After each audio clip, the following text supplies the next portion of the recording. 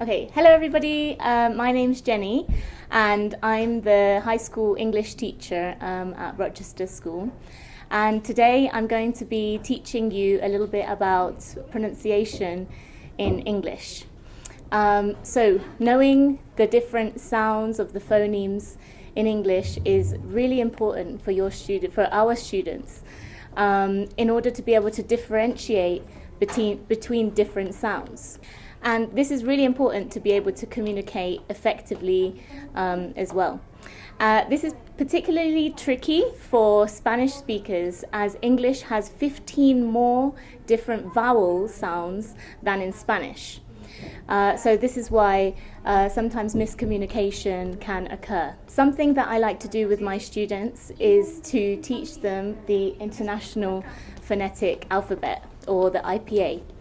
And I feel like this is important so that they can really distinguish these different sounds. The benefit of learning the IPA chart is that students can become more conscious and aware of the position of their tongue, their lips, and their jaw when they're pronouncing words in English. I like to teach the IPA chart through use of gestures, which aid students with memorization.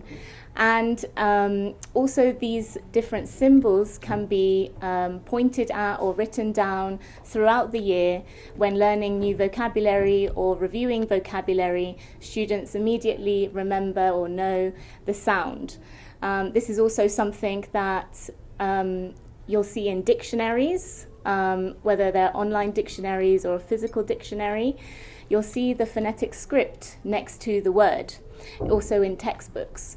So it's a fantastic resource for students to be able to really know how the word is pronounced, and make them more autonomous learners. And finally, and most importantly, learning the correct pronunciation can satisfy students' basic need of love and belonging, and also power, as they're able to communicate more fluently in English with friends and family in Colombia and abroad. The IPA chart is divided into 3 different parts. So we have the monophthongs, which are the individual vowel sounds. We have the diphthongs, which are the double vowel sounds. And we have the consonants. Today I'm going to show you how to teach the monophthongs and how to learn about the monophthongs, which are the individual vowel sounds. So one of the most important reasons to teach students about these different phonemes is the difference between these sounds that are very similar. So these are called minimal pairs in English, okay? So this is one that often learners struggle with, the difference between E and I. And the difference is in the words. They're completely different words, okay? So for example, here we have reach, when you reach for something, reach. And here we have rich, rich. It's a shorter I, rich, okay? So when you're very wealthy, you have a lot of money, you are rich. So again, we have reach and we have rich. So if you notice, the shape of my mouth is completely different in those 2 sounds. So what I'd like you all to do is, I'm just going to do some gestures and just follow along. Okay, so the first sound we have is this one here. So what do you think it could be? So if you open your lips wide, okay, like you're smiling, and this sound is E. Okay, E. Now if we go over to here, okay, this is a ooh, ooh. Now you'll notice that these 2 sounds have dots on them, so this means that they're longer sounds, okay? So in English we have some short and some long sounds. Now I want you to think about, where are your lips when we go from here to here? So I want you to get a finger and put it in front of your lips like this. And we're going to go from here to here. Okay, so ready?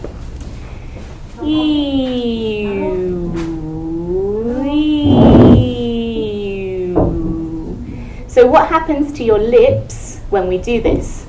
So here, your lips are back, and here, your lips come forward, okay? And this is how the chant is designed. Here, the sounds, usually your lips are further back, and here the sounds, your lips are further forward. Okay, now, let's think about your tongue. Where is your tongue when you're pronouncing these sounds? So, if you put your finger on your tongue, we'll go from this one. Ready? Ew, ew. So here, your tongue is further forwards, and here, your tongue is further back. So, as your lips are back, your tongue is forward. Your lips are forward, your tongue is back.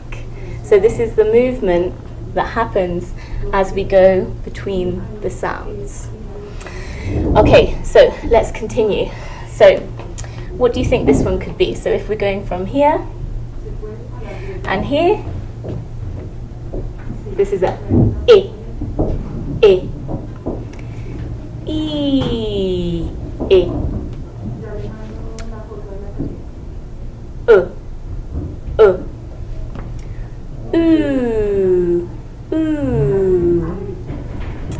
Okay, this one's going to be easier. This is like the Spanish letter, E, E. Okay. Now, this sound, what could it be? So here, your tongue is really far back, okay? Your tongue's back, your mouth is forward. What do you think it could be? So this is a O sound. O. E. O. Okay, this sound, when something's really disgusting, you don't like it, what sound comes out when you do that? So this is an So next up, we've got this sound here. Now I want you to imagine that you've just gone for a massage, okay? What sound do you make when you've just had a massage? Ah, ah, okay? So this is a long sound again. Ah. Now this sound here, so your mouth is really wide. This is ah, ah, ah, ah. Now over here, I want you to imagine that you're going to put an orange inside your mouth, an orange. So your mouth is quite closed at the front, but wide around here. O, O. So we have O, ah, ah, ah. And this one, like the sign looks, okay, when the opposite of down is like up, Okay, this is the last sound I'm going to look at. This is called the Schwa. And this sound is like you don't make any effort at all with your mouth, okay? So just imagine you're really bored. So that's the Schwa sound.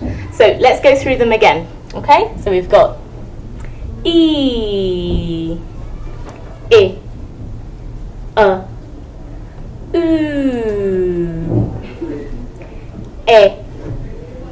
O, A,